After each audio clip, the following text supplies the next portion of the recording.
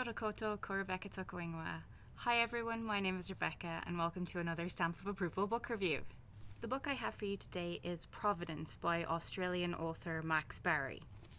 It's a sci-fi story told from the perspective of 4 different main characters, so it does jump back and forth between their points of view. The story is set on a Providence-class ship travelling out into the far reaches of space to do battle with Earth's greatest enemy, the Salamanders.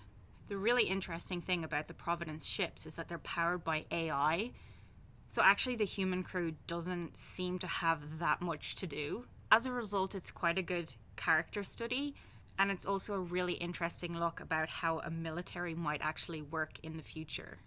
The 4 characters themselves are really complex, and actually I didn't really like any of them. But that's kind of what made them interesting. They just irritated me so much that I wanted to see what they would do next.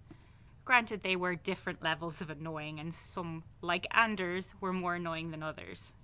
That said, it was really interesting to see how each of their characters developed as they went deeper into Salamander territory and they lost contact with Earth. One of the things I think I enjoyed most about this book was the description of the ship. In a lot of sci-fi, particularly sci-fi that you see on TV or in movies, everything's pretty perfect on the new ships, but not really so on the Providence. It made the whole thing feel a bit more human and a bit more in reach. The story did keep me engaged from beginning to end, and I really did want to know what was going to happen to each of the characters, what was going to happen to the ship, and whether they were going to win in the end. But I'm not going to give away any spoilers as to what happens.